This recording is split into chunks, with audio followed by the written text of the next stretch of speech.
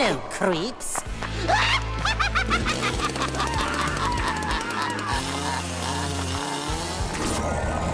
All right, welcome back to Fright Night Flicks. You're here with Dan and Darren. What's up, guys? What is up, everybody? Today we are reviewing the 2018 Halloween. Happy Halloween, Michael. You have to say it like that because guess what, guys? It's the third Halloween. That's crazy. Not one, not two, but three. It's insane the different arc we've gone on with this. Arcs, the different paths. Right? Right? There's multiple timelines. So this one is a direct sequel to the first Halloween. So Halloween 2 did not happen in this world. Yeah, we're taking the Men in Black, the little mind eraser thing. Yeah. Done. I don't know what happened. See? Except for part 1, you remember that. Yeah, so like in this movie, Laurie is not Michael's sister. I know, that's crazy. I do love to. We're getting initial. We're breaking the movie down. But I will say, I do love how they walk you through it. They make it very clear on what's going on. Yes, and there's even some great jokes with that. Movie's got some great humor, which we'll get into. All right, so if you know nothing about this, I'm going to read the synopsis here. Laurie Strode confronts her longtime foe, Michael Myers. See, even that's weird because it's like to me, that's her brother. Yeah, it's not her longtime foe. But anyways, this movie, it's her foe. The masked figure who has haunted her since she narrowly escaped his killing spree on Halloween night 4 decades ago. Wait, this is going to drive me nuts because it's funny you say that's her brother. I guess in your mind it is. But in the original Halloween, it was not meant to be her brother. 'Twas not. Which is interesting. You just forget that because we've done so many movies where it's always her versus her brother. And I'm going to be honest, I like it not being her brother. Interesting take. Yeah, all right. I'm not against that either. You're holding it back. All right, so this is directed by David Gordon Green, writers Jeff Friedley, and the biggest thing here is John Carpenter actually came back and served as like a creative consultant. We got the legend back in the game. And I think he did a very good job. So Jamie Lee Curtis, she's in this movie.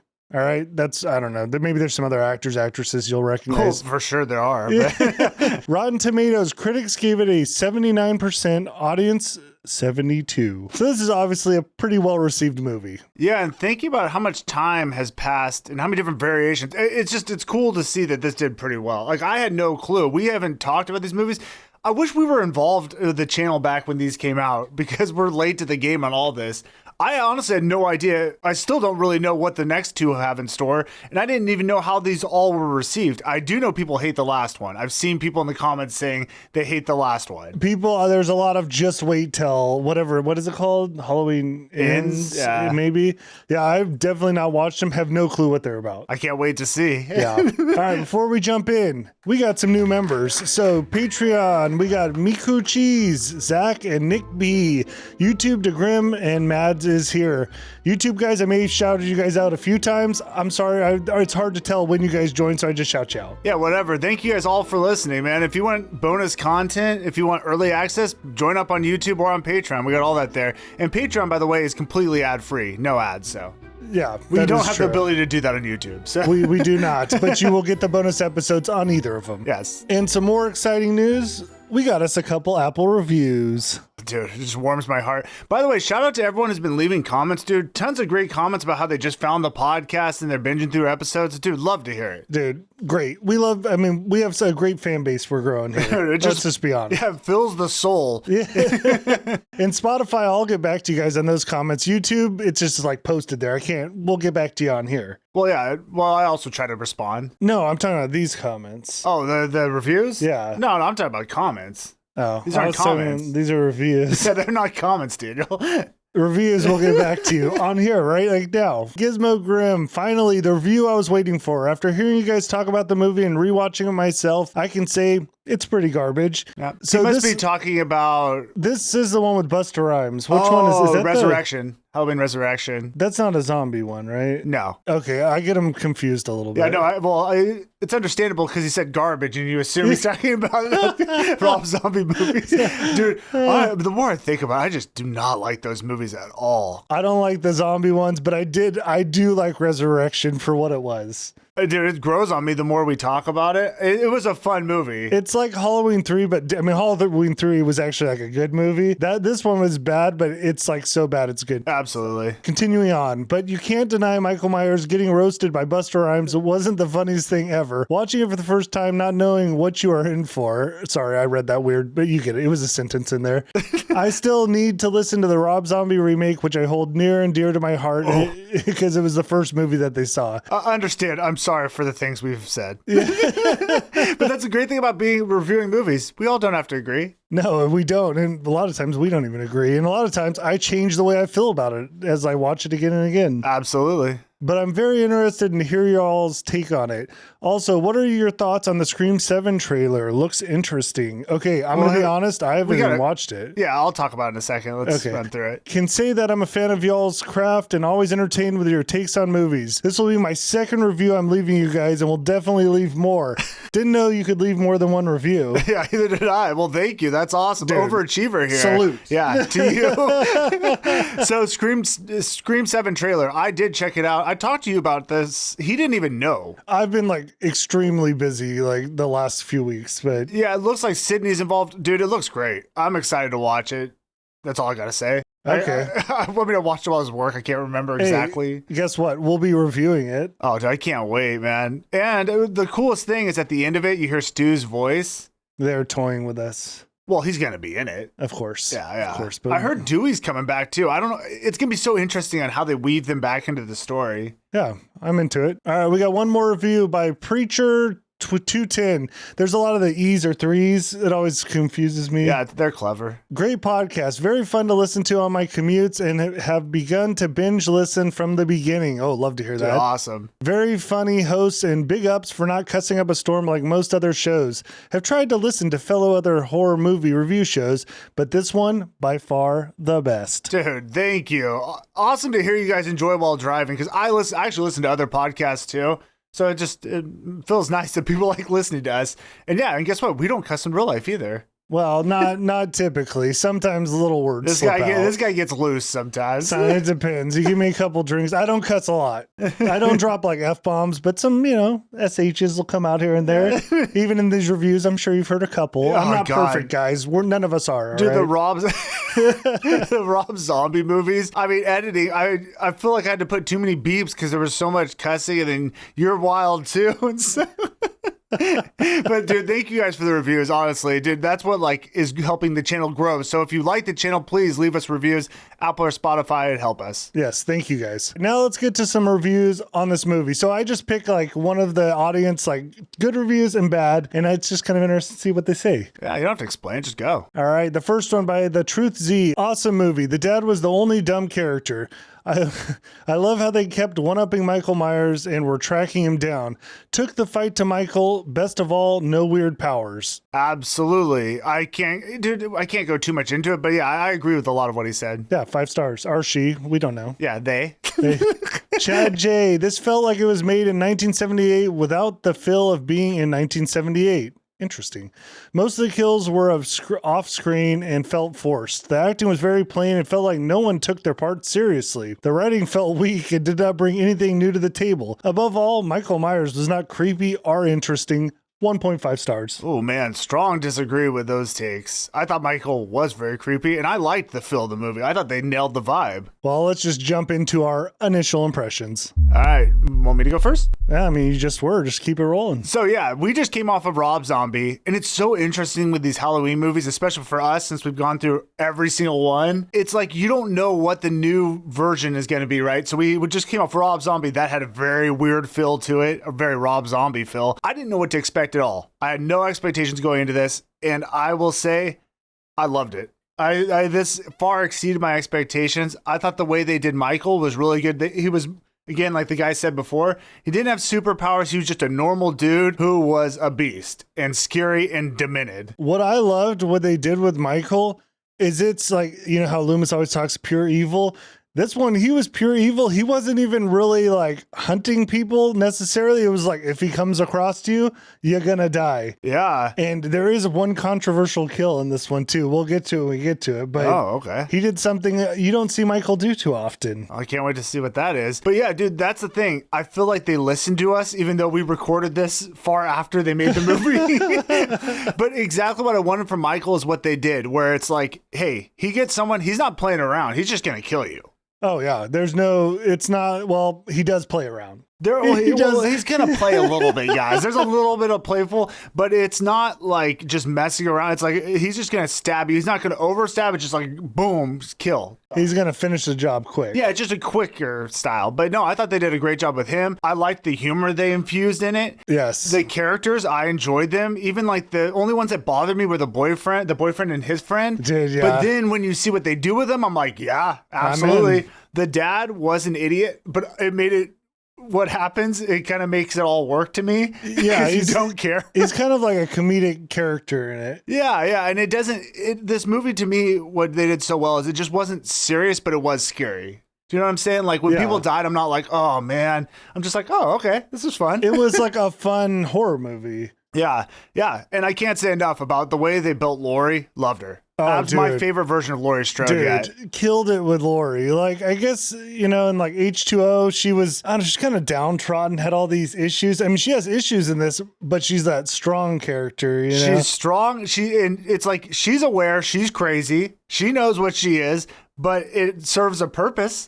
Yeah. And you don't really feel bad for her at all. I just liked her character. And then how she builds the daughter and how that all plays out works great. Yep. I love the nods to the original. Oh, like there's so many little Easter eggs. nuggets for you guys. Yeah, as you go. And I pointed a few of them out. I loved it. And they did a really good job at not following the same path, but they did similar things. Dude, yeah, they tweaked things on it that really worked that I didn't see coming. Subversed expectations? Sure. Guys, I just did it. No, yeah, I thought they did a great job with that. One last thing from my side, the music and the environment they built, loved it. Well, I think Carpenter did that. Yeah, I love the new versions of the music and then the house, just the whole scene. It did feel very Halloween to me. One question though.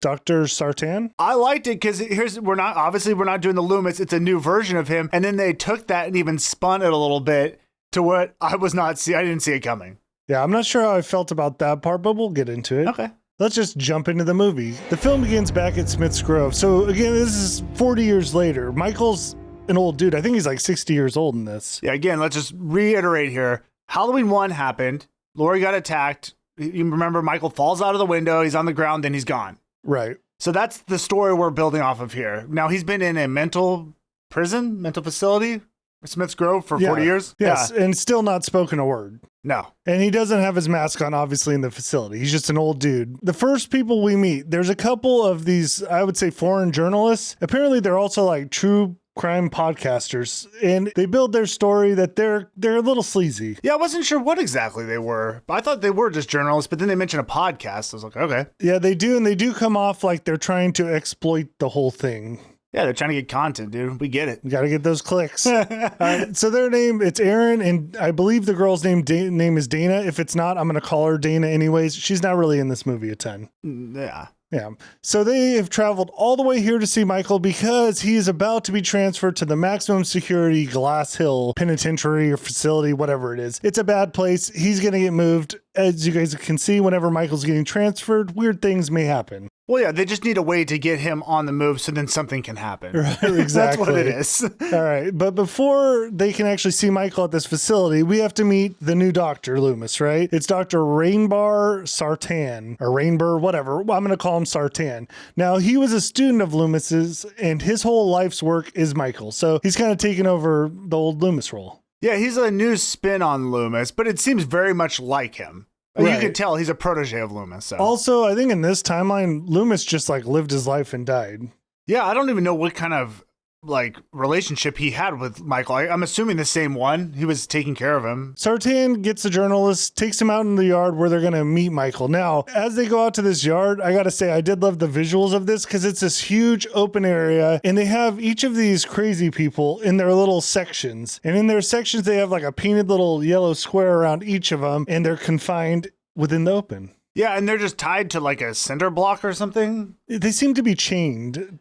I don't know. Yeah, is this something that really happens? I don't know. I don't know. I mean, it seems like inefficient to do it this way. But yes, you're right. The scene is cool because you have all these crazy people around and it just is a weird environment. Yeah, it's just visually, I liked it. Aaron decides, though, he needs to go and check on Michael's awareness. That's the first thing he wants to do. And I did like Sartain's line here, and I don't know why it reminded me of like Jurassic Park or something, like the raptors like following you. But he's like, oh, he's aware. And he's been watching you since you arrived. Okay, what I like so much about that is they're telling you that this Michael is smart. He's not just this dumb machine that just walks around and that may be going to kill people soon. You know what I'm saying? They're saying like this guy is very intelligent and he's aware of what's going on. He knows everything. I mean, he's not even watching them, but he knows they're there. He's not watching, but you can almost see his eyes. He's looking from his peripherals, you know? But that's a cool side eye. And that's another thing. They're not going to show his face. They do a good job of like trying to avoid showing his face. Yes, and they don't really show it. So I do like that. Don't show Michael's face. After Rob Zombies, dude. Come on. I mean, dude. Too much. Too much. So the doctor makes it clear. One rule here. Do not cross that little yellow line that holds Michael's imaginary box, right? What does Aaron do? He walks right up to that line, and I didn't like this because he stuck his little toe right on the yellow line. I know. I'm a big rule follower, and it's like, dude, you got to be behind the line. Come on. I wouldn't say I'm a huge rule follower, but I just thought it's a little disrespectful. Well, yeah, especially when you got Michael there. You got to be careful. That's true. And he gets his hands on you. Done. Exactly. But Aaron decides here he's not done yet because he's brought Michael a little present. And here he pulls out the Myers mask. And this is where you realize that these two podcast people are not great people. This is a dicey thing to do at best. First of all, I was like, where did he get the mask? And apparently, I don't know. I tried to do some research. He borrowed it from the DA. Oh, which okay. I don't even know if that's true. I just read it somewhere. Whatever, sure. You know what? I didn't even think about that. Yeah, that'd be an interesting thing to get your hands on. Yeah. Now, the more interesting part is when he pulls out this mask, though, there seems to be an energy change. Yeah. All of a sudden, the crazy people start acting a little more crazy. And at first, I was like way into this. I was like, okay, this is cool. Like, there's a power that's like infiltrating everyone, this evilness that's like taking them over. I did think the dude in the wheelchair with the fist bump, a little too much. You can feel it, can't you? It's a part of you, Michael. Oh, someone was fist bumping? He was like, yeah. Dude, I mean, it was weird, but I'm like you. I did like the idea of this energy that just is the mask. Yeah, I thought it was good. Yeah, it was cool. So the whole scene, it wasn't like great. It was all right. Yeah. It's not overhyped. It was all right. The scene ends up ending with alarms going off and Aaron's just like yelling, say something. A little dramatic, but we'll move on. Well, he's trying to get a reaction. He's hoping that showing Michael this mask will get him to finally speak. Yeah, that's a big thing in this movie is they all want Michael to speak. He doesn't. No, of course not.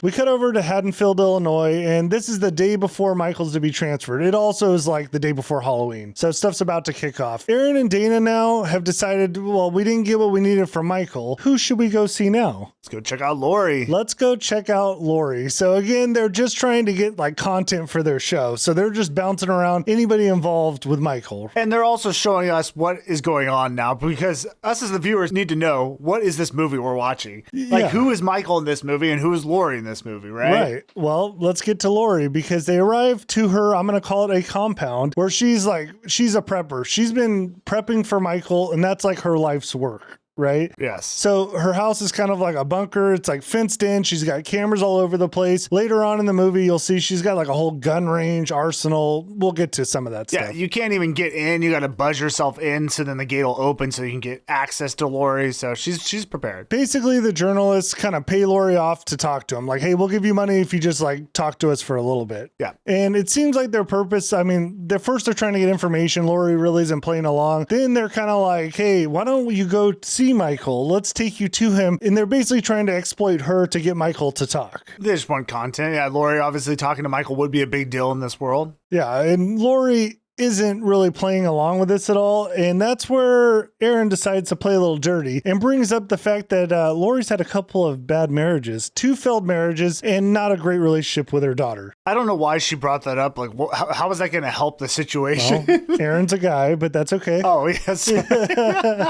No, it wasn't. Well, I feel like they're getting annoyed, so they're trying to stab at her to get her to respond. Yeah, these two are just jerks. And honestly, the good thing about Laurie is she's very smart in this movie, and she sees what's going on. Right. Well, that's, I mean, as bad as what he said. Then Dana brings up like how the state actually took her daughter away. Laurie has kind of lost everything because of her obsession. Right. Laurie's gone a little crazy. The only thing I was thinking here is like, hey, we got 2 bodies lined up for Michael. Absolutely. Thank you. Thank you for bringing these two to us to sacrifice for Samhain. Is it, how do you say it again? Is it Samhain? I don't know. They say it like Sam Hine, but I think it's like Sam Heen or who cares? I don't know. We're over that anyways. It's not a part of this movie. Basically, this entire scene just is like telling us how much Michael's affected Laurie's life, the issues there. She ends up just kicking these 2 out of the house. Yeah, so we see Laurie is very prepared, but her life is a disaster. But she's fun, though. It's not a depressing disaster. No. Not as, she does have some drinking issues, but we'll get to those as we go. First, let's go meet her extended family. All right, her daughter and the husband. It's funny you bring up the drinking thing, because that must be something Jamie really pushed for, because remember in Halloween H2O, I know she wanted to have this storyline of Laurie really being like having these issues and being this alcoholic, and they had to kind of reel that back in. I feel like then she tried to bring it to this one too. Yeah, it didn't go too far in this one. No, I thought they did fine. Karen is her daughter. Ray's the husband. Again, Laurie and Karen's relationship, very strained. Ray is just like kind of a nerdy dude. Yeah, and let's remember, this is Halloween H40 now. Like it? I don't even understand it. Because Halloween H2O was supposed to be 20 years later. This is Halloween H40. So yeah, her daughter is like, I mean, Laurie's what, 60? Daughter's like 40-ish? Sure. I don't know. We'll say somewhere around there. So it's not like a young girl anymore. No, the granddaughter is like a high school student. Yeah, and so the daughter seems kind of maybe have this little nervous energy, but she's fine enough. The dad is, her husband is a complete moron. They get you pregnant, and then you got to drive in their pickup trucks, and you clean their guns, and you got children, and you clean guns, and you like to get high with them, and then y'all get fat. Hey, Dad. What? Can you stop? Yes, but he's like fun to watch. I liked him. Good character, yeah. Yeah, he's chill. Interesting. And then Allison, again, is the granddaughter. So I'll try to get these names so you guys understand it. And she's in high school. Speaking of high school, Allison has to go to high school. And how does she get there? She's got to walk. Now on this walk, we meet Dave and Vicky. That's a couple of her friends. She's got like a few friends in the group that we'll meet along the way. She decides to do a little venting about her grandma and how she's so obsessed with Michael. Now, I did like this point that Dave brings up because in our minds, Michael is this monster, this supernatural evil man, right? Right. But to them, he was just a dude who like killed some people with a knife. Yeah, you're right. He hasn't been built up to the killer that he is in our minds. Right. And Dave's like, well, there's like far worse things that have happened in this world than a guy that killed like a few people. Which the sick thing is, he is right. That's He's not not even wrong. that big of a deal. I know. That's what I'm saying. Even on serial killer standards, not that big of a deal. Interesting. I just found it. You didn't want to say interesting as No, well. that would have been too interesting. I found it fascinating. Found it very curious. We get to the school and we meet the rest of the friend group, who's going to be Cameron, who is her Allison's boyfriend, and Oscar. Now, I got to be honest, there are just things about these two guys I don't like. Cameron, don't trust him. Oscar creeps me out a little bit. Ugh, you guys are just barf. You know, you're two yucky dumpsters, and I want to go diving. Come here.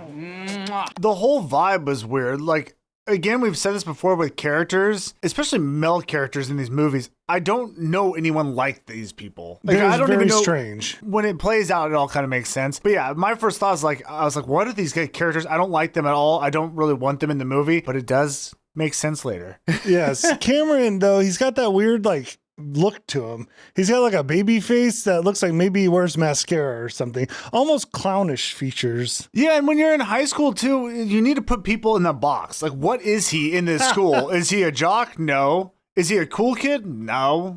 Is he a stoner? No. Like, I don't know what he is. He's just a hang around. I don't know. A goofy, maybe comic relief type character. Wait, which one is he? Wait, Comic relief. Is this the friend? Yeah. Oh, I was talking about the main kid. Oh, yeah. I don't know what he was. The friend is the comic relief, like kind of funny, heavier set dude. We get it. We know how that plays out. The main guy, I don't know what he was. A dick. Yeah. Allison goes to class and she's sitting there and starting to daydream when she looks out the window and across the street, who does she see standing there? Freaking Laurie. Laurie. So this is a throwback to when, Laurie, I guess, was it Laurie sitting in class, looks out the window and Michael's standing there watching. There's a lot of scenes in this movie where instead of Michael, it's now Laurie playing that role. Dude, I love it because they're just setting you up for what this movie really is. Who is really hunting who? I know. Think about it, guys. Hunters become the prey. Prey become the hunter. So Laurie and Allison end up going to the track and they meet up. And this is where we see their relationship. They kind of have to meet in secret a little bit because her mom, or Laurie's daughter, doesn't really want them together that much. Yeah, it seems to me like there's obviously some problems they've had with the mom and with Laurie and her daughter.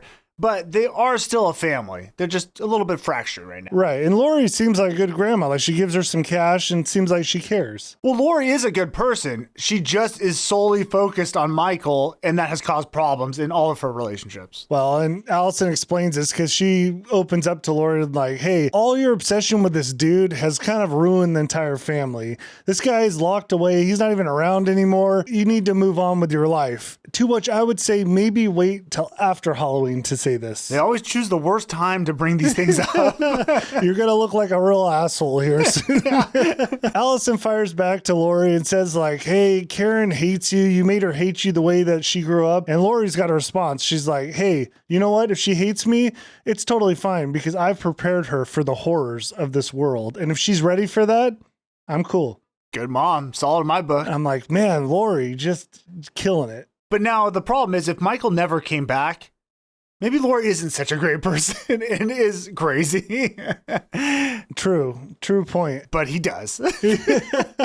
All right, cut back to the journalists. They're in their hotel room, all right? Now, I love this part. They throw on the old Dr. Loomis tapes. Now, what that does as a viewer is it gives us a narration over the top as we're watching Michael being transferred. So we get to hear some of the old Loomis dialogues. It's really the only way to bring him back. Was this really Loomis's voice? I think so. Dude, I love, it's just so funny. It's been such a happy surprise to have Loomis in my life with this series. Dude, by the way, guys, before this started, I didn't even want to do Halloween. I don't know why. I never thought I would like it. I thought it was boring. And I love the series now. I think it's my favorite series out of all the horror franchises. And Loomis, again, was a surprise. I didn't even know anything about him. And he's been great. He is a great character. He's so much fun. He's so over the top and theatrical. And he just brings such life to these movies. He's a great dude. Good to see him back, even in death. The narration plays and we get to hear some of Loomis's lines. And one of his lines is, death. It's the only solution for Michael. There's nothing to be gained from keeping evil alive.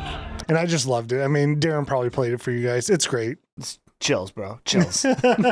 Now we see Michael get onto the bus. All right. We're seeing the transfer actually start to take place. He's getting loaded up, getting taken to a maximum security prison. Now, the interesting thing is Laurie is here also, but she's in the parking lot waiting, stalking, one might say. That's what I love about it. Laurie is aware of everything that's going on with Michael. Her life is dedicated to him, and she's going to make sure this thing goes down smoothly. Now, there's a couple of problems. The first thing is she's pounding some of those mini like airplane liquor bottles. Dude, I always look in the gas stations, and I'm like, who buys these things? Laurie. If you buy those, I think you should probably be watched because you're probably drinking and driving, right? I mean, why else would you get a little mini one? I have no idea. Laurie also has a gun on her. She's strapped. So apparently her plan was to come here and take Michael out. Oh, you think she was going to kill him? Yeah, I think she was going to come here and during the transfer, take him out, shoot him. Oh, wow. Okay. But she ends up chickening out and can't really shoot him. So she has like a little breakdown with that. I would thank God because that would have been a bad movie. Yeah, Just that would have depressing. ended very quickly and she'd be in prison. Yeah. Now we go to dinner with Allison, who has brought Cameron to meet the parents. So we have like the family dinner, the new boyfriend's coming over. They're all hanging out and everything's going well until Laurie shows up. Yeah, and by the way, this also is building that dad character, and you're seeing the family dynamics. The dad's kind of just this kooky, he'll say wild stuff, kind of funny, likable, but stupid. Laurie's first move when she arrives at this table is to grab the dad's wine glass and just start chugging it. I loved it. She walks up to the table, barely says anything, grabs the glass, boom, downs it. I'm Power move. well, she's frantic. It makes a statement. Yeah. My biggest problem here, though, is Cameron, because he has a very judgmental look when Laurie does this. And I'm thinking, bro, you're just a newcomer to this situation. Don't judge someone because they just grab a bottle of like wine and chug it. Yeah, but I think that's exactly what he should have done because this is his character. He's kind of a dick. I did not like it. Yeah, no, I didn't like it either. Especially it's our Laurie. Don't judge her. Don't you dare. Laurie ends up breaking down, starts crying, and then she admits that she went to see the Shape. And I love it that they're throwing back the Shape. It's no longer Michael, it's back to the Shape. Yeah, I don't care so much for the Michael Myers. Love the Shape. Yes. She tells him that she was going to kill him, couldn't do it, and then she gets up, leaves the table. So she kind of came in like a whirlwind. Came, drank some wine, cried a little bit, took off. At this point, Karen kind of opens up around the table. This is Laurie's daughter, and explains like her childhood wasn't that great. Like she learned, although this didn't sound like that bad, she learned how to shoot a gun, how to fight, helped build a like bunker basement, but social services came and took her away. Yeah, it is funny because even when you describe it, it's like, well, the bunker basement, that part maybe is a little bit much, but the rest of it seems normal stuff. Yeah, you learn to defend yourself. Horrible. Yeah. Anyways, apparently social service didn't like that. Either way, she had a lot of paranoia she has to deal with because there is that part of it that her Laurie made Karen very paranoid. Yeah, that Michael could come back anytime. Honestly, like that, she probably should be taken away. It seems Laurie's very unhinged. And she in her younger age, maybe even more. Yeah. Okay, now we got to get to two of the wildest characters in this whole movie, the old man and the boy. What are you talking about? You don't remember the old man and the boy? No, I don't know. You have to explain it. I don't know. Okay, so they're in a truck and they're driving back from a little hunting expedition. Okay, yes, this was very odd. This was really weird. This is so weird. So first thing, this kid talks way too fast. I mean, acting wise, I think he was just like plowing through his lines. I get it. I'm a fast talker. Just slow it down a little. Anyways, that's just a side note. They're returning from hunting. The interesting part, though, is that the boy is tired of hunting. You see, he no longer wants to hunt. He wants to dance. What was this? I don't know why they built this backstory in that hey guys, he's not going to be a dancer. He ain't even going to be a hunter. He's going to be dead. He'll be dancing in heaven. Dude, I was just like, why are we building this weird story between the father and son when we barely get to know him? But, honestly, it's kind of funny. It's just a funny, weird thing they threw in, which I kind of like. It was a weird backstory to just like build into this like very quickly, like, I don't want to hunt. I just want to dance. Now, that's weird. But also the fact that guy's his dad, that dude looks like 80 years old. This kid's like 13. Yeah, he did look older. Sure. I just didn't buy it. He acted like a grandpa, not a dad. They end up rolling up on a scene where a transport bus, hint, seems to have had an accident. And there's all these men walking around in white clothing. Yeah, so here's the funny thing. We obviously know what this bus is. This is Michael's bus. I like that they didn't show us the breakout. We don't even need to see it. We just know something happened and that bus is now on the side and people are loose everywhere. Yeah, I'm cool with that. Yeah. The dad decides he's going to get out and go check on this whole situation. And he's like quickly like leaves. He's gone. He's gone. Bad move as a father. There's random people walking around. They look a little suspect. You would not leave your kid in there, but all right. Yeah. He gets out. He's gone. The kid ends up getting on the phone, calls 911. Now, this was also a little strange because apparently the dispatcher tells him to get out and go check on his father. Oh, that is a weird thing to say. Like, I don't see, like, as a dispatcher, if you came, like, a kid goes to a scene to tell him, like, hey, you're on a road where a bus has crashed, there's people all over. Why don't you get out and go explore, Yeah, I think you'd say, hey, just sit tight. We're sending people on the way. Right. Yeah. But apparently they told him to get out. So the boy gets out with his gun and starts to clear the scene. Yeah, and they had built it in. The father's a hunter, so he seems knowledgeable with a weapon. Yes. The first person he ends up coming across, though, is a sheriff zombie. It did seem very zombie-ish because in my mind, he's like face down and the kid walks by and grabs, he's like, help. Well, he did he's like face down, but when the kid gets near him, he does like a jump, like, lunge.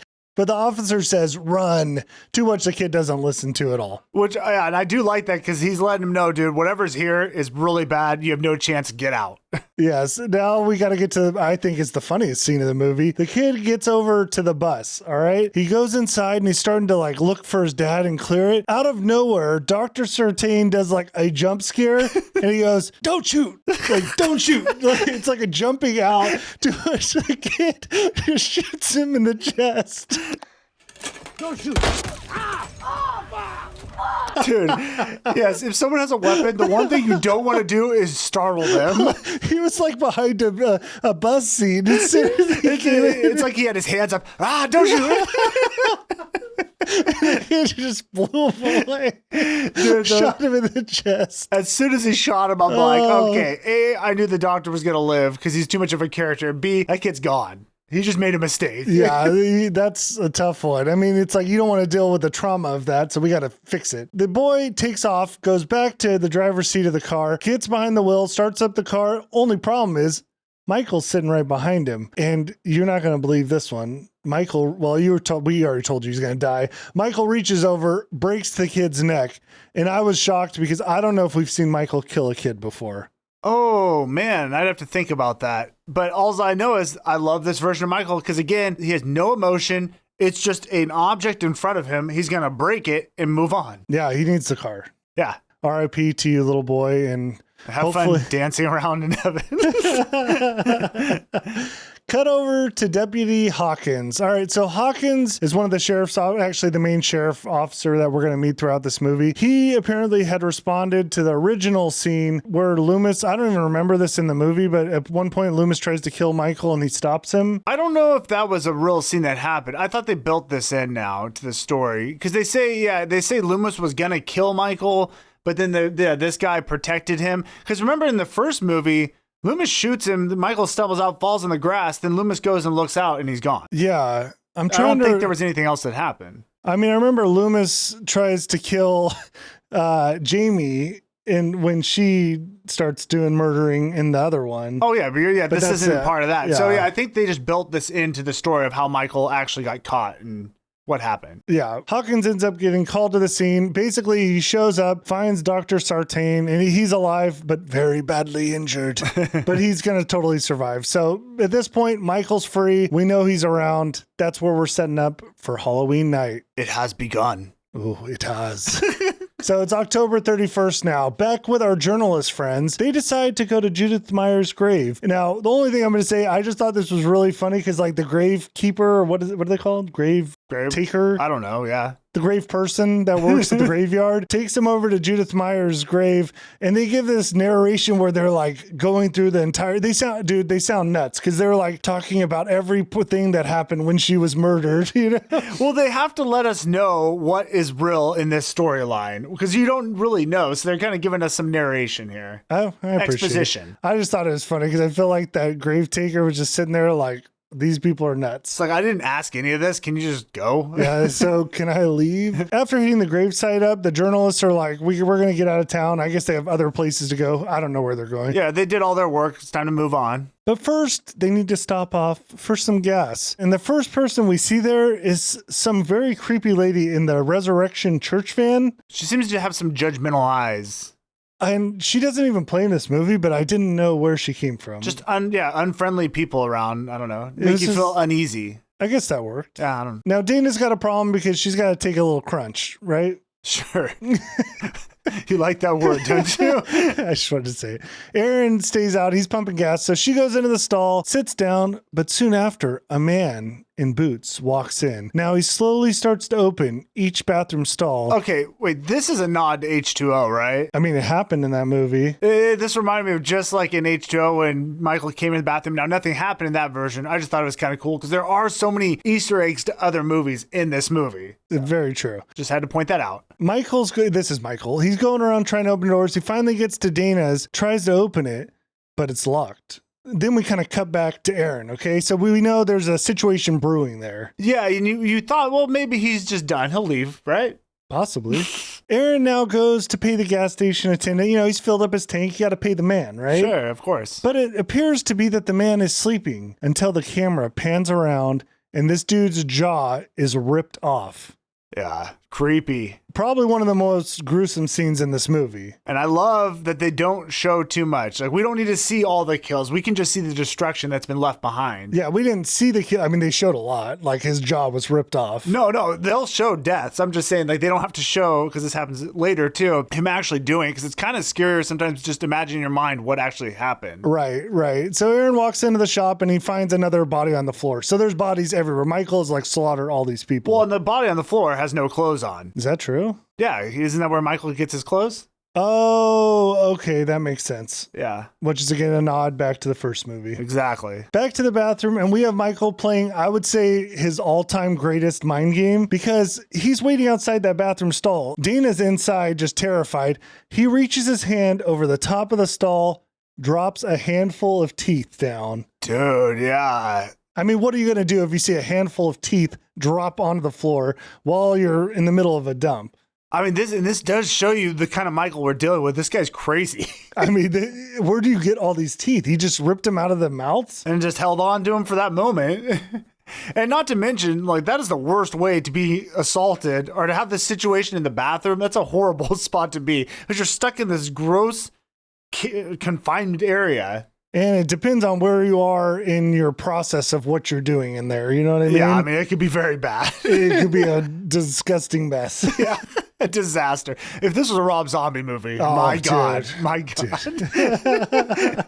Dana now goes for an interesting play here. She decides she's going to crawl under the bathroom stalls. It's a tough move. You really have no option, honestly, because crawling under is just as bad because all he has to do is just open the other one and you're right there. Right. Well, I guess, works for a second. She crawls up, ends up behind like another locked door. At this point, Aaron arrives in and he sees Michael in front of him and he's like, Michael, which does nothing because, I mean, Michael doesn't care. Michael don't care about that. But then Aaron just attacks him anyways with a crowbar, hits him in the face, to which Michael just disarms him immediately, slams his head into a wall. All right. Dana now reaches under, grabs that crowbar that Aaron left, and she kind of just sits there and listens as Michael is just bashing this dude's head in. Yeah, honestly, this is your opportunity to get out. Yeah. Yeah, you shouldn't even wait. But it's not too long till Michael grabs that head of Aaron's, brings it over to the stall, and just starts slamming it until the door busts open. Absolutely love the move. One, you're seeing how strong Michael is and how no one, like this Aaron guy, had no chance against him. Two, I love that to open the door, Michael could have just kept pounding with his own hand, but he uses Aaron's head as a battering ram to open it. Great. Well, then he just like tosses him to the side. Yeah, see ya. Your purpose has been fulfilled. Well, I think he's still letting him enjoy the show. Oh, yeah. You're here to watch what's going to happen? Yeah, enjoy front row seat right here. So Aaron gets to sit in the corner as Michael grabs Dana by the throat, lifts her up, and strangles her, killing her. Were they both dead? He died too, right? Yeah, I think we're to assume that the bashing of the head killed him. Yeah, he was still alive for a second, though. Hey, great start. Again, I thought it was really a creepy environment. It was good kills. Michael's not done, though, because he leaves that bathroom stall, goes out to the car, opens the trunk, grabs his mask, and puts Old Faithful on. The shape is back, guys. The shape is back. Dude, loved it too. And I gotta say, the mask looks great. Well done. Yeah, it wasn't distracting. It was just a simple, effective mask. Cut to Laurie. She's at home. She sees a news report. The bus has crashed, so she knows Michael's done it again. He's free. Yeah, it's happened. Everything she's prepared for, it's coming to fruition. Yeah, now she's in like prep mode. She's getting her go bag ready. We get to actually see her sick bunker. This thing is awesome. So it's like an island in a kitchen that she has like a little switch or something, hits it. The island goes, opens up down into like a cave, a death cave. Okay. There's levels to prepared. So like there's like the idea that she could be like level 1 prepared where she just has some weapons around. No, I love what they did with her. Like she has this bunker filled with guns. I feel like there's probably grenades in there too. You know what I'm saying? She has everything prepared. She is ready for Michael. I have some problems. I feel like her guns are not great for the close encounters. The problem with the weapons, they seem old school. Like bolt action. We need some automatics. Yeah, I want like maybe like an MP5 in there. I need some closer range stuff because if he gets into the house, if that was to happen, we need to be able to turn quicker than like the long barreled stuff. Yeah, absolutely. But it was cool to see. It's nice. It's interesting to watch this and to see Laurie's not a victim. You don't feel nervous for her. You're more excited to see what she's going to do. That's totally true. Yeah. That's totally true. Cut over to Karen, okay? This is Laurie's daughter. Again, she comes home and she finds the back door is wide open. Oh. Now, this is the second funniest scene of the movie because as she's looking around trying to figure out what's going on, Laurie jumps from the second floor down to the stairs, points a gun at her head and yells, "Gotcha." Gotcha! Jesus. You're dead. It is hilarious because Laurie is unhinged. Dude, she jumped from the second floor down to the stairs, pointed a gun at her head. Then she even said, "You're dead." I assumed to have a loaded weapon. So I would say Laurie may be going a little far. It's a lot, but dude, she has her daughter prepared for everything. I mean, I think the top two funniest moments in this movie is, first of all, the kid shooting the doctor in the bus was great. Laurie jumping down the stairs, pointing a gun at her daughter's head is great. I mean, it was funny. And it's meant to be funny. Yeah. It's just so ridiculous how Laurie has turned into this lunatic. So Laurie tells him she has a plan. They're basically going to hunt Michael down. Like, again, she's not like, we're going to hide and protect you. No, she's hunting him. Right. To which Karen tells her, the world is not a dark and evil place. It's a place of love and understanding. I can't even say that without laughing. It's ridiculous. It was so over the top of like sunflowers, rainbows, you know? Well, yeah, and especially they know Michael's escaped now. Right. He's out. You need to be prepared. Yes. But I liked it because Laurie's like, listen to that. She's like, okay, I'm not going to get through to this girl. She's like, here, take this gun, and tries to give her a gun. She's like, I've given up. Just take it and protect yourself as best you can. Yeah, I don't think they took the gun. I don't remember. Now it's nighttime and everybody's out trick-or-treating. Again, this is Halloween night. We're getting into it. Great vibes for Halloween, too. It's that same Haddonfield environment. Right. Michael is now in town and he's walking around amongst the people. And I did like the shuffle that they had him do. He did have that crazy person walk. Yeah, he looked great. I like the size of Michael. I like the mask of Michael. And the walking. I thought he did a great job. One of my favorite versions. Yeah, I think this is Nick Castle. Oh, is it? Mm-hmm. Oh, he came back? I think so. Oh, it's awesome. Good job, Nikki. I don't think you guys are cool like that to throw Nikki out. Good job, Nicholas. How about Mr. Nick? Castle. Let's just go Mr. Castle. Sir Castle, you did great. Yeah. Michael ends up making his way into some random person's garage where he finds a hammer. Now he goes from that garage into the house where we see there's a lady using a butcher knife, I don't know, cut some meat or something. Yeah, and this is really interesting because you're thinking, okay, she's going to drop the knife like one of the previous movies, and he's going to grab that knife, and that's what he's going to use. No, Michael decides, you know what? I'm going to offer you a trade, kind of. Hold this hammer, bro.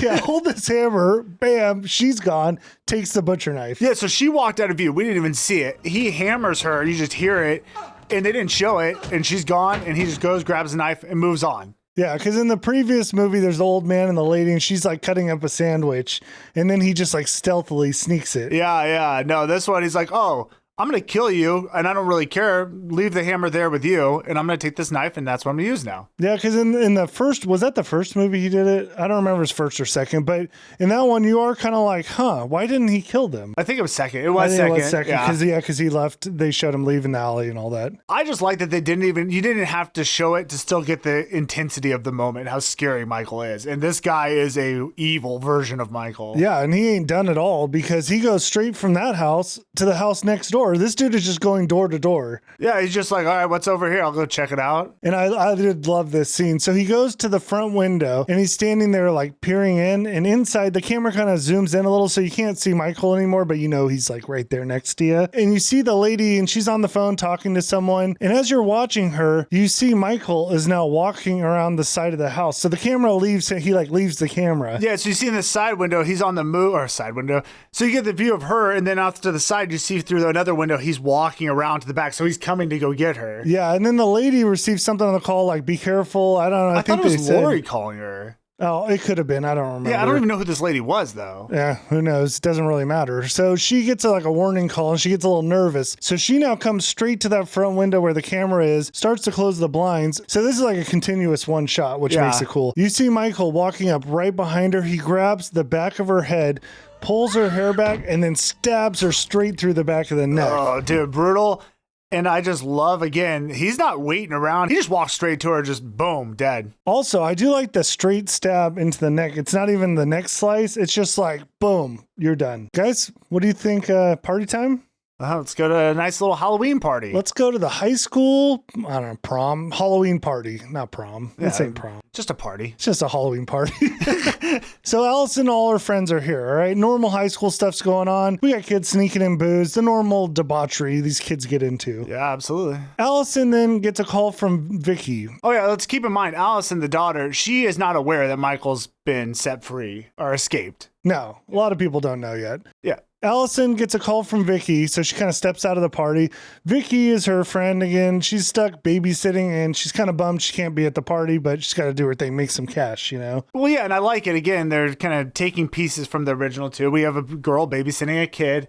By the way, I will argue now that I'm thinking about it, the funniest part was not what you said. I actually like the kid's line later. Okay, he's got a couple good ones. We'll get to it. We'll get to it. He actually may be my favorite character. Yeah. Now, before we get to the kid's funny line, let's talk about one of Allison's crazy lines. So she's telling Vicky like how much she likes this party and what's so good about her, all right? So here's her line, quote, word for word. It's just so much easier to talk to people when you have no idea who they are. Well, I could kind of agree with that, though. When you're wearing masks and stuff, it kind of is easier to talk to people. Is it easier to talk to people when you don't know who they are? I would say it's easier to talk to people when you do know who they are. Also, if you look at this party, there may be two people wearing a mask. I mean, let's be honest. This is a high school party. Even if they're wearing a mask or something, you kind of know who people You know are. who everybody is. I just think the line itself makes no sense. I like to agree with you sometimes. I don't like to agree with you. I don't know why I said that. I understand. I think when you're wearing masks, I think it's easier just in general to talk to people because then they can't see your face. Is it easier to talk to people when you don't know who they are? Okay, no, though yes, you're right. It is harder if you don't know who they are. It's a silly line, but I kind of understand where she's going with that. Leave a comment. Is it easier to talk to people when you don't know? Hey, you don't need to leave the comment. We understand. The phone call ends with Vicky basically inviting Allison and Cameron to come over and smoke a little bit of that devil's lettuce tonight. Yeah, what we're seeing is this babysitter's wild. I mean, she's saying this right in front of the kid. She's gonna die. It's not going to go well. You can't say that in a horror movie. Yeah. Speaking of the kid, so Vicky is babysitting Julian. That's his name, right? Right. Funny kid, dude. Great character in this movie. He's one of those like kids that's a little more mature for his age, kind of got a smart mouth, but not like disrespectful. No, good sense of humor. And you also see the relationship with him and Vicky. They kind of bicker at each other. It's kind of a funny little dynamic. He's a really funny kid. Absolutely. Vicky puts him to bed. He's going to be in there chilling for a little bit of the night. Back to the party. We got a full-on choreographed dance scene going on. Dude, first of all, it's something you probably should know about me. I love dancing and choreographed dances. We were big into the dance competition. What is that? America's Next Dance Crew. Do you remember that on MTV? Oh, yeah. What is that called? America's Next Best Dance Crew, whatever. It's the one with the Jabberwockies. Yeah, they were on it. I love that stuff. And it's just hilarious, honestly, to see it at high school. As I'm starting to think, is this a dance team? Because I've never seen a choreographed dance at high school. No. Not a thing. I think that would be a cool thing, though, if you had a school dance, and you actually had a team maybe do a little performance in between. I'd be watching. Yeah, I think it's cool. That is cool, but what's not cool is Allison spots Cameron kissing the tiger lady. It kind of came out of nowhere, right? Yeah, this moved very quick. Like, the relationship was cool, now not so cool. But see, to me, again, this is what I'm saying, why his character worked, because I went from thinking, like, why did they put this weird guy in this movie? I didn't like him at all. Then when he pulls this move, I'm like, okay, that's great. That's exactly why you made him the way he is. Yeah, he's the douchebag guy. Absolutely. And honestly, no high school party would, like, exist without some drama. Yeah, so it's good. And he's been drinking, so that's why he's making bad decisions, maybe. Yeah, I did love his whole response to this entire thing. It goes so like 0 to 100. First, he does the whole like, "Hey, we were just talking. Like it was no big thing." Yeah, his defense mode, just trying to act like you're crazy. You didn't really see what you think you saw. It was nothing. But then, like when he gets confronted, then he's like, "Well, you don't need to cry about it." You know? Yeah, get over it. It happened. Then he takes her phone and like throws it into a bowl of pudding, and he's not done yet. I loved his line. He goes, "You gonna get that?" It's such a dick move. I mean, it was such an overreaction for the moment, but they had to do it because we need her to not have her phone. Yeah, that is true. So, by the way, I just realized that's why she doesn't answer her phone. I didn't put that together. Oh yeah, the phone. She leaves it there. It's gone, which that's crazy. You would take the phone. Well, my first thought was like, okay, Michael, we're ready. It's like the tag team. Like, hey, Michael, tag, you're in. Let's take this guy out. Yeah, this guy did what he needed to do. It's your turn. He doesn't get taken out though. No, not that we know of. Could have happened. I'd like to imagine he does. Well, we know there's a next movie, so hopefully he comes back. Oh, does the next one play off this? Well, I'd assume so. I feel like it's a trilogy. Like there's this, then Halloween, whatever the next one is, then Halloween ends. Oh, I don't even know. Laurie's now patrolling the streets looking for Michael, and the cops are like on board. So you have the sheriff looking for Michael, Laurie, but independently working at this point. They're on board. They're on board that Michael's escaped. They're not with Laurie yet. Back over with Vicky and Julian. Again, Julian's up taking a nap. Dave, her boyfriend, shows up. Remember, he wanted to smoke the devil's lettuce with her. Now, he wants to show her something else that he has memorialized this night with a new tattoo. Do you remember? You don't remember No, this? I don't even remember this part at all. Yeah, he tells her like, hey, this is a night we're going to remember for the rest of our lives, but they don't show it. They don't show the tattoo, but I caught it in the scene later on. And all I was thinking is like, dude, this must be like some crazy tattoo that he has. Yeah, what is it? We'll get to it. You just wait for now. Yeah, and so the vibe of this dude is he's wild. This is the guy that was putting like firecrackers off and stuff, right? He blew up a pumpkin at one point. Yeah. He's not that wild. He's kind of like a stoner, wildish guy. Troublemaker. Yeah. Vicky then hears a noise upstairs. So she tells Dave, hey, Dave, go check out that noise. Like, go up there and just look real quick. So Dave walks over to the stairs just as Julian jumps out from the, he did a jump scare like Laurie almost, jumps from the second story onto the stairs. And Dave's like, oh, F me. And it was a good jump scare too, because you're thinking maybe Michael is already there, because obviously they're setting these two up. Right. Michael's nearby. We'll just say that. Yeah. Julian comes down. He's like, hey, I saw someone outside my door. I swear the boogeyman, he's here. Vicky starts to head up the stairs and Julian's like, no. Hey, you hold on. I like you. Hey, Dave, you go up. Boogeyman's in this house. Okay, all right, come on, I got you. Let's check it out. Send Dave first. Dude, I loved it. Because this kid, I mean, we heard a couple things with this. This kid's older. Like, if he said, like, if this was my child, he was this age, I would believe him. Like, this isn't like a young child. You know what I'm saying? Yeah, he's smart. Too. Smart. And I just love how he just sells Dave out. He's like, forget this, dude. You need to go because this is real and someone's going to die. I love that part. Vicky doesn't listen to him, though, and she heads up into the room. As soon as she goes into the room, she starts begging. Like, you hear her like, no, please don't. Please just leave. Then she jumps back out. It's a jump scare to Jillian. Fake out. And I mean, once you do a jump scare on a kid in a movie like this. Oh, she's violated too many rules. There's no way she's living. Yeah, I'm just going to say that. Dave now goes outside and he starts smoking weed and he basically plays with a motorcycle in the garage. So he's kind of split off. Which is crazy to do, by the way. Just start their motorcycle while you're high, especially like when you're paranoid. Why would you do that?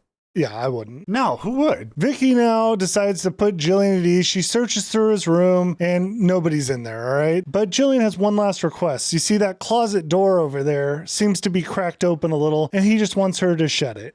Oh, this is great. This is great. It is so good because you kind of feel like Michael was there. You believe he was there, but you feel like he left, especially with the guy outside in the garage. You're thinking Michael's going out there now. Mm-hmm. You would think that. They set us up. So Vicky walks over to the door and she just nonchalantly tries to shut it, but it kind of like pops open. Like there's something in the way. Tries to shut it again. It's like something's stopping it. So then she opens up the door and Michael is standing there in all his glory.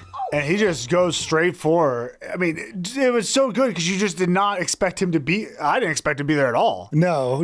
And he just starts slashing her. And then Jillian, he's in bed and he goes, oh shit.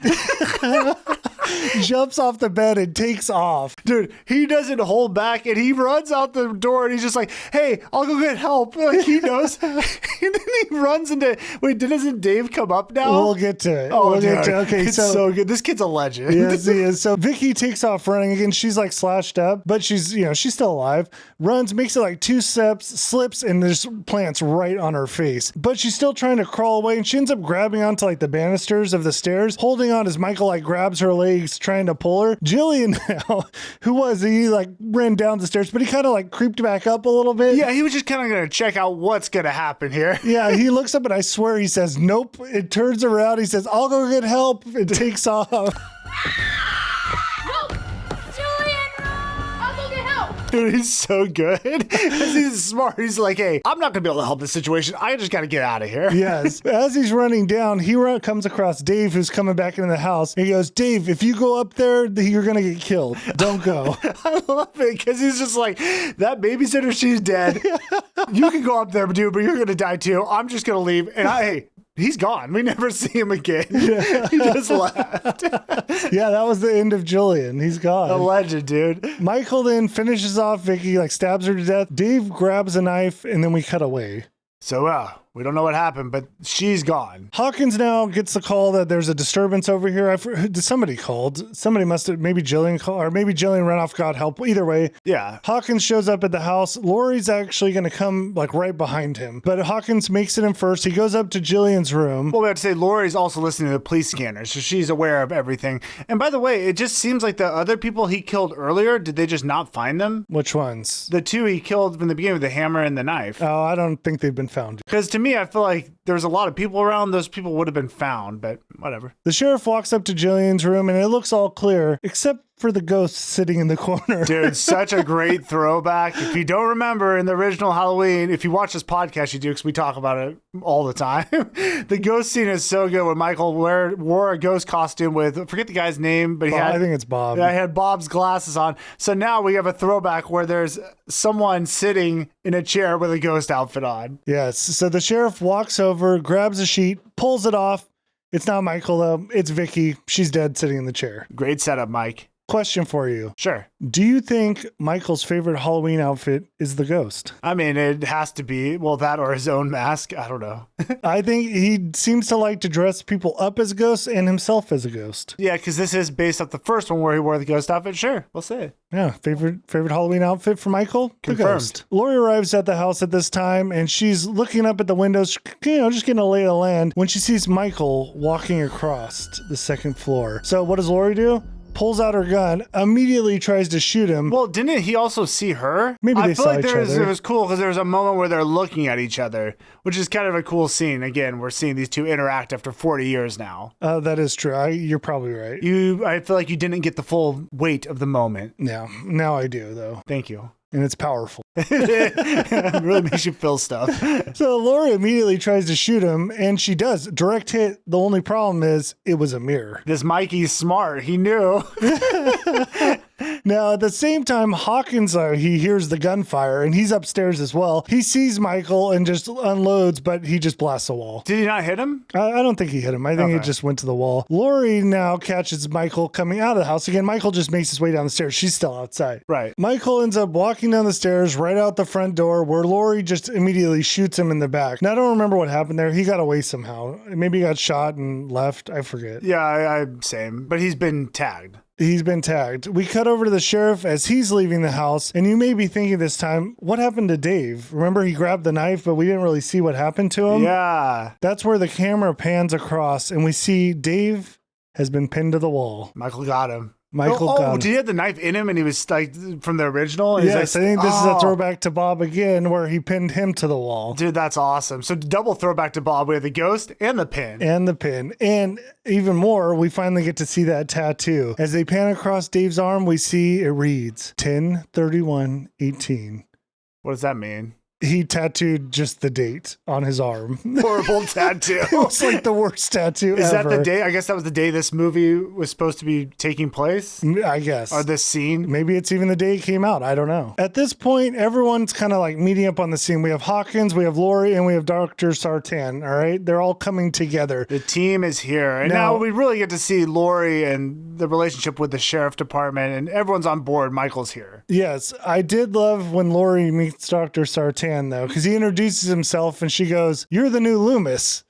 Which is hilarious because it's like we're all thinking the same thing. It's all meta. There's a lot of like meta stuff in here. But yeah, I love how on the nose they are with it. They let us know what's going on. Yeah. And it's like, yeah, he's the new version of Loomis. Thank you, Laurie. Yeah. The doc explains to Laurie that Hawkins was actually the guy who stopped Loomis from killing Michael way back in the day. To which Laurie's like, "Well, do you know that I pray every night that he would escape?" Hawkins like looks at her and is like, "What the hell do you do that for?" Laurie's like, well, so I could kill him. And Hawkins is like, well, that was like a very dumb thing to pray for. That was a funny scene again, just showing you how off the rails Laurie is. Yeah, it's like, it's nice to hear someone in the movie be like, well, that's dumb. Yeah, Laurie, you've lost your freaking mind. Like, why don't you just pray for him to stay in for the rest of his life? Right, but it shows you where her mindset's at. Back with Allison, she's now walking home from that party, all right? Again, she's like a little upset. Her boyfriend cheated on her, all that stuff. And she has no idea what's going on, so. Correct. But she is with Oscar. Remember, Oscar's that quirky little friend. A friend of her boyfriend. Well, he decides, you know what? She's single now. It's time to make my move. Shooters gotta shoot. Shooters gotta shoot. So first he takes her on a little shortcut. They're gonna go through some, I don't know why they went on a shortcut. Whatever, they're gonna be jumping fences and stuff. We'll get to them. But first, we gotta go back to Hawkins. Hawkins and the doc are now working together. They're patrolling. So they're teamed up, and Laurie you let Laurie do Laurie. I think Laurie was gonna take her family and hunker down. Actually, I'll just say it now. Yeah, she ends up going to her daughter, gets the husband, takes them back to her place, into the compound there, gives them a bunch of guns, like gets ready for Michael's return. Yeah, we're ready for the final scene. Yeah, we're getting closer. The doc's with the sheriff, and the only reason I bring it up is because the doc is like kind of explaining his inner motives, that he really seems to want to know what Michael's feeling and like what it would feel like, the pleasure of killing. Yeah, he's just kind of saying some weird things. I didn't see where this was going though still, but it is a little off-putting. Like, this guy's weird. Like, he's not like our normal Loomis. He's a little bit different. He seems to really want to know what that feels like. Right. Back with Oscar and Allison. So they hopped over these fences. They're going yard to yard when Oscar sees his opening, and he drops, you know what? You deserve better, Allison. And then he moves in for the kiss. Now, in his defense, I feel like there was a little bit of a moment happening. I didn't think she was so against this. Dude, this backfires completely, and it may lead to the most embarrassing sequence of events ever for a character in a movie. Dude, 100% his poor kid. Dude. So Allison immediately like blows him off. She's like, "Oh, disgusting!" You know, like, how dare you? I just got broken up with, and it's like, you slime ball. And then she like walks away, and he's like pathetically like chasing after her, and she actually like ends up like pushing him off, which drops him to the ground. Well, and you didn't realize, at least I didn't, that he was drunk at this point. Yeah. He's been drinking. It's a bad look. Things are going bad quickly. Well, yeah. Now he's in this yard that has a motion sensor, and as soon as he falls down, that motion sensor turns on, which then scares him. And like Allison's watching this, it's just like, oh my god. Well, it scares him, and he's like, oh, what is that? And she's like, it's a motion sensor, you idiot. So it's a rough night for him. Dude's getting clowned left and right. It's about to get a lot worse. Yeah, so he's on the ground, he's collecting his beers when we see something in the background. Well, see, the only thing, it's already embarrassing that all this happened. It's even more embarrassing that there just happens to be a man watching this entire thing. Yeah, and he thinks it's like the owner of the house. I guess he knows who that is. It's Michael. Michael watched this whole thing take place. Oh, we should say it's Michael Myers, but he thinks it's like the owner of the house. Yeah. Now, Oscar sees him and decides, you know what? He saw what happened. I need to like open up. And he starts to try to talk to him about girls and the girl problems he's having. Well, he's drunk, so he's just kind of rambling. I just really like her, man, and I thought that she liked me too, and I'm sorry, man. I'll peace out of your hair, man. Thank you for just. And then I liked it because the motion sensor goes off, then it turns back on, but Michael's gone. And Oscar's like, hey, where did you go, dude? Like, and then he even says, you're acting like a sketchy person, man. Yeah. Lights go off, turn back on, and Michael's now closer. Oscar goes, sup. He's just such an idiot. Lights go out again, turn back on. Of course, Michael's in his face, stabs him. Oscar takes off and runs and grabs onto the gate. Right, and he's yelling, trying to get Allison back. Right, Allison hears him yelling, but she's like, come on, Oscar, like, stop being stupid, right? Right. But she decides to go check it out. She runs back over to the fence to find Oscar has been impaled on that fence. Dude, I mean, it's a great look. I love the look for the kill during Halloween, the kid stuck on the fence. It just is awesome. I also love the way that Michael moved in the dark. I thought that was a cool way to scare the kid. Yeah. Also, like, that motion sensor was like on, off, on, off. Like, I mean, yeah, they don't really work that way, but it was fun. You got to adjust that thing a little bit. Yeah, no kidding. Allison then takes off, runs away. She ends up getting picked up by the doc and Hawkins, who throw her in the back of the patrol car. Right. And so now they're going to try to take her back to her parents, to go back to Laurie's house. Yeah. But before they can even get there, they spot Michael in the road. Dude, this is wild. This is a wild move Hawkins does. Hawkins is like, okay, everybody hold on, immediately guns it and just trucks him. Hits Michael, sends him flying, lays him out on the road. Why would you try to run Michael over in that moment? It's a bold move. I don't believe that's protocol. I like it in the fact that it's like, hey, dude, we just got to get to kill this guy. Because that was the thing, is that the sheriff wants to kill him. The new Loomis doesn't. Hawkins gets out of his vehicle, grabs his gun, and he's immediately just going to shoot Michael again. There is no waiting around. Nobody's playing games in this movie. But before he can pull the trigger, the doc runs over, like gets in the way, and he's like, he's dead. He checks his pulse. He's like, he's dead. You don't need to shoot him. He's already gone. The doc then pulls, I would say, a crazy move. Okay. He reaches into his little lab coat pocket, whatever doctors wear, pulls out a scalpel, turns around, and stabs the cop to death. Dude, did not see this coming because one, that cop, Hawkins, he's a famous actor. I forget who he is. Was he in Gone in 60 Seconds or something? He's been in a lot of movies. Yeah. Didn't expect him to get killed right now. And then the turn on the doctor where the doctor just killed someone. Yeah.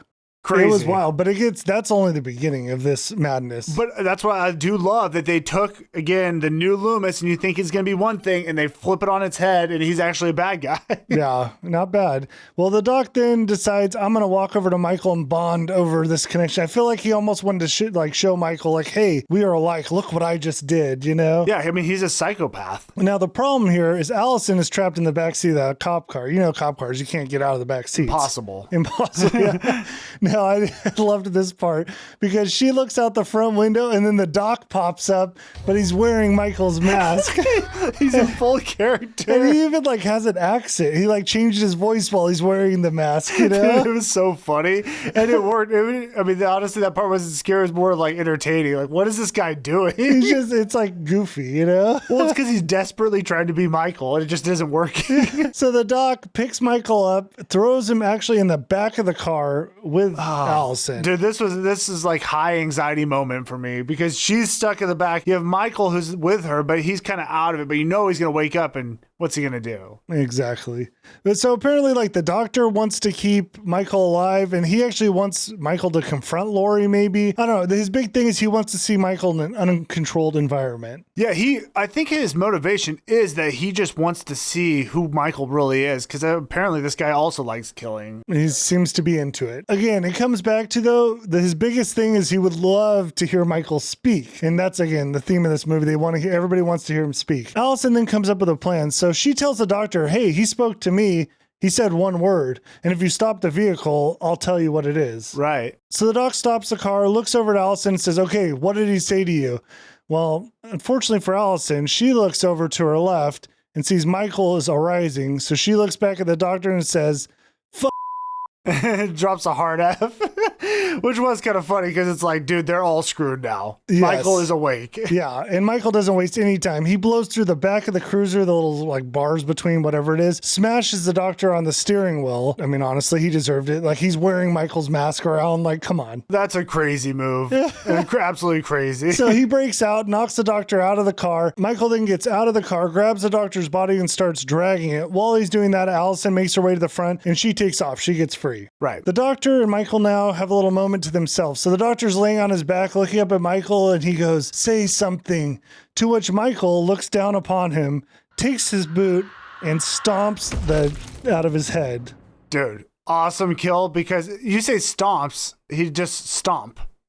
Yeah, it's one stomp. We talked about this. This is what I wanted out of Michael. We don't need to see him playing around. It's one stomp, and that head just explodes, and the doctor's gone. It's it looked similar to when they blew up the pumpkin with a firecracker earlier in the movie. Oh, yeah, that little nod, right? Explosion. They were showing you what was to come. Yes. No, dude, it was great, dude. It's also just funny because the doctor's just so desperate, and you think maybe Michael's going to say something. No, not going to say a word. Yeah, You're gone. Aren't you proud of me and what I've done? No. Doesn't care. Yeah. Back with Laurie, she's now prepping her entire house. They're shutting down the lights. You learn here, though, it's not that she's prepping defensively, it's offensive. She actually wants him to come to the house. Yeah, this is the plan. Everything she's dreamed of and prayed for is coming true. Yeah. She's borderline excited.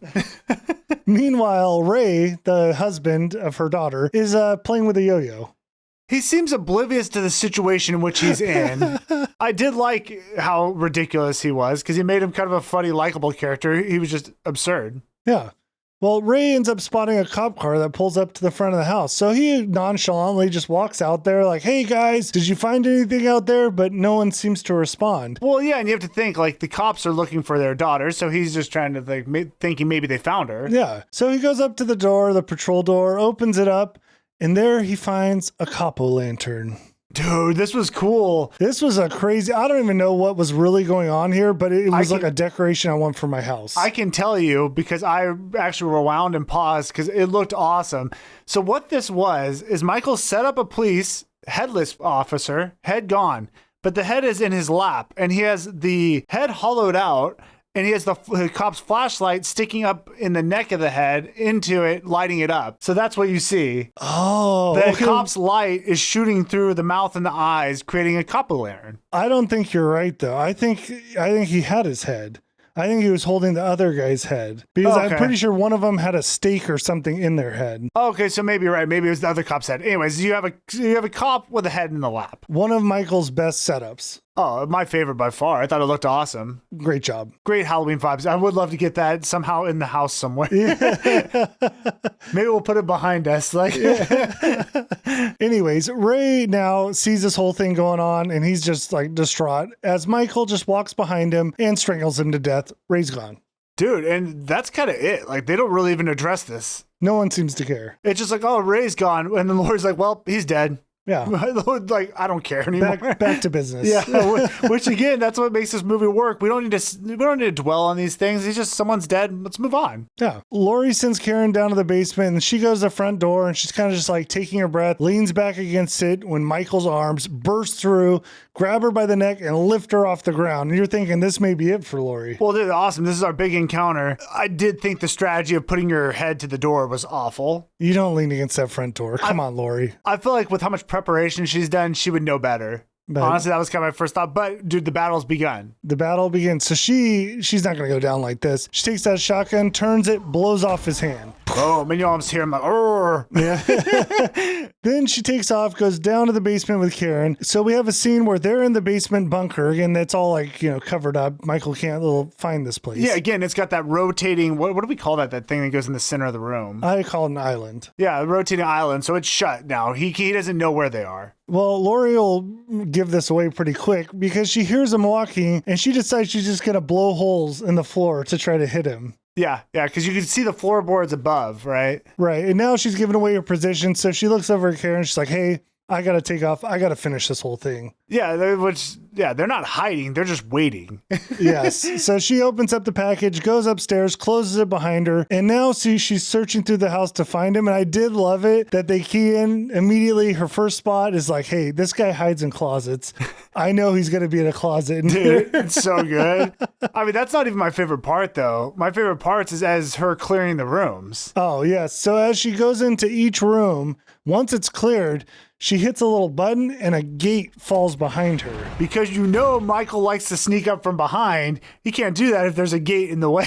And it's also trapping him with her. Laurie ends up clearing almost the whole house where she makes it to like the last room, hits that little gate, locks it behind her. And then we notice that she happens to be in a room full of mannequins.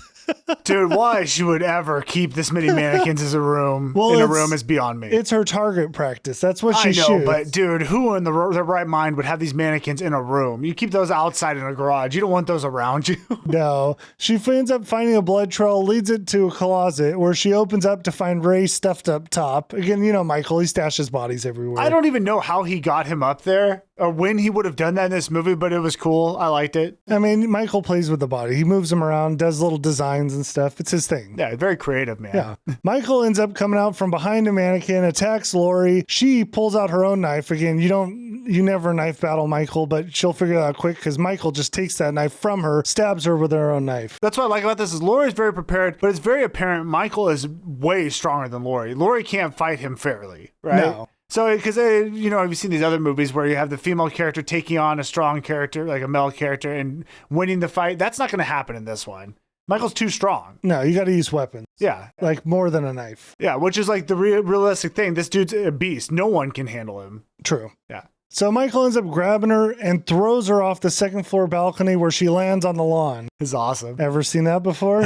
First one, right? Yeah, it's just like when Michael got blown off the second floor by Loomis, landed on the lawn. We're Very just similar. Flipping the story on its head now. Yeah, at this point in the story, Allison now she's been on a journey. She went through the woods, makes it back to the house. Again, this is the granddaughter. Yes. Yeah. By the way, so again, it took me a second because I'm like, where did she come from? But I've forgotten that the sheriff was taking her home. When they found Michael, I guess we're to understand it wasn't far from where her grandmother lived. So she just ran back to her grandma's house. Correct. Well, Michael got like distracted a little after throwing Laurie out the window, and he was like looking away.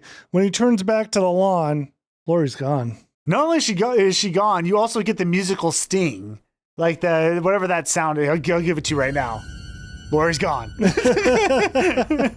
So this is that whole thing where it's like, who's the killer now? We've totally flipped the script. Yeah, Laurie's hunting Michael. It's good. It's awesome. It's good. Karen comes up from the basement, grabs Allison, brings her down into the bunker. Meanwhile, Michael's milling around the house, grabs a fire poker, and now he knows they're underneath them in this passage. So he kind of puts the pieces together, finds that island, and just starts breaking the whole thing down. Yeah, and so down in the basement, you have the mom and the daughter, and the mom's acting terrified. She doesn't know what to do. She's panicking. Can she really do this? You feel like she's almost giving up. Well, not really, though, because she grabs a gun, though. She's ready for like a last stand. Yeah, but you feel like she's weak. Yes, for sure. Yeah. Michael ends up breaking everything down, opens up the door, and Karen immediately starts crying now because it's like she's going to have to face this guy. She's like, I can't do this. I'm not ready. All that type of stuff. I did love this part because as soon as she's like, I can't do this, as soon as Michael hears it, he pops over. Yeah, he's like, oh, shoot, this is an easy win. He just like pops into frame. But then she flips the script and she goes, gotcha. And boom, shoots him in the face. Chills. I thought that was great. Well, even better than that is behind him is a very dark hallway. And who emerges from that dark hallway? Freaking Laurie. Laurie comes out of the darkness with a happy Halloween, Michael. Knife attack. Happy Halloween, Michael. Dude, I love it. She just stabs him. Dude, it's awesome. She turned into Michael appearing from the shadows. The whole setup was great. So good. Oh, because especially with that girl, I mean, I believe that she really wasn't ready. And I'm like, dude, how are you not ready? Your mom trained you. And it was all a setup. The whole thing, guys. Beautiful.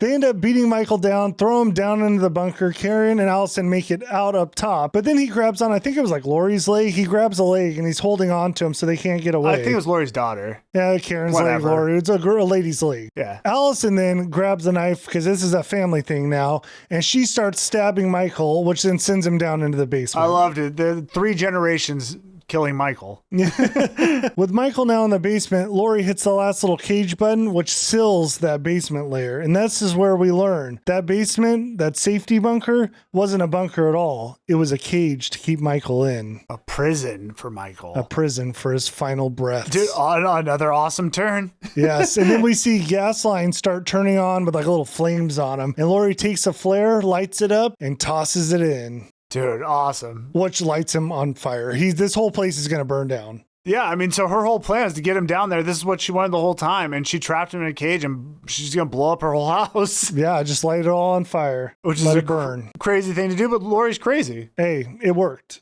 Yeah, house in flames. Michael's dead. Yep. Well, I think he's not, he's going to come back, I guess. But he got burned up pretty good in this one. Got a nice char. So the 3 ladies walk to the road where a truck picks them up. They're all sitting in the back of this pickup truck. Camera pans down. And I'm going to be honest, I forgot whose hand. It's either Karen or Allison. They're holding the knife. Makes you wonder a little. I didn't even know that happened. Oh. I don't know how I missed that. So I wonder if they're trying to say one of them are turning? I mean, they are. There's no way. Yeah, I mean, I don't think so. It's just maybe an interesting way to end the movie. Yeah, that's With the some end. questions. My real question now is how they're going to do this next one. Like, how does Michael come back? And it's going to be hard because I'm like, dude, they did such a good job with this one. I don't think you can make it better. I know, and then I'm worried because I know that everyone says the last one's awful. This is well, let's just move on to our final rating. Yeah, so, dude, like you guys probably know, I love this movie. Far exceeded my expectations. I thought they did a great job at turning things on its head and reusing, having like a lot of Easter eggs. And I thought the movie was funny. I thought the scary parts were scary. Michael was a beast. Loved his look and feel. I liked the characters, and I thought the story was fun and a great environment. The movie was shot very well. It was a good-looking movie. And of course, the music was awesome. I'm going to give this thing like a 8.7. I really liked it. I thought it was good. In fact, this might be my favorite one out of all of them. Dude, I gotta be honest. I think this is my favorite Halloween movie. And it's only because like we've watched so many of them and it's like all those little Easter eggs and stuff. It just, I don't know. I enjoy it. Yeah, it tied it all in well. It was just like a movie for Halloween fans. Yeah. And to bring Laurie back and flip it and have her like become Michael and like play his own games against him. It was great. I mean, you guys already know everything you said. Some of those shots were awesome. I mean, the single shot where they stay on that window as you watch him walk around and kill her. I thought that was awesome. That Julian kid was great in this movie. So funny. Really good characters. And that mix of horror and comedy, like that plays right into what I love. Dude, that's like our wheelhouse. Exactly. I give this a 9.2. I loved it. I wanted to go 9, but I don't know. It's hard. That's my first 9. And I really like this movie. Okay, so we're going to do some quick survival rules, and then we're going to do a little bit of trivia. What did we learn? Dude, my favorite part of your survival rules, which aren't really rules half the time. I know, just things I noticed. Okay, what did we learn? 1, don't do podcasts about Michael. I hope you guys enjoyed this because we don't have long left on this earth. Yes, the 2 that did the podcast. And I think we had one like this before. It was, don't monetize Michael. Yeah, we've broken the rules. Oh, man. Don't play pranks around Michael. That also doesn't work. Vicky tried it. She died. What did she do? She scared Julian. Oh, yeah, she pretended. Yeah, you're right. Don't do that. Okay, here, this one's like easy. Do not take Michael's mask. Especially don't wear it in front of him. You put the mask on, you're marked for death. That's understandable. You should know this. Also, this one, underage drinking, not good. You die. Well, that's typical in horror movies, yeah. Yeah, that's a normal one. Although one of the kids didn't die, but I bet if he did, if that camera met Michael, he'd be dead. He might come back in the second movie. We don't know. Yeah, I mean, that was the down and dirty, quick horror rules. They were kind of the same old. What's don't knife fight Michael? Just don't fight it with Michael. Like if Laurie pulled out the knife on Michael, she got stabbed with her own knife. Yeah, but then she gets him later. See, again, these rules are loose. Well, that's a head-to-head knife fight. That was a sneak attack. Oh, I'm sorry. There's rules even within the rules. Well, even though she stabbed him, that's not what knocked him down in the basement. She actually used a pan. So maybe use a pan, cast iron.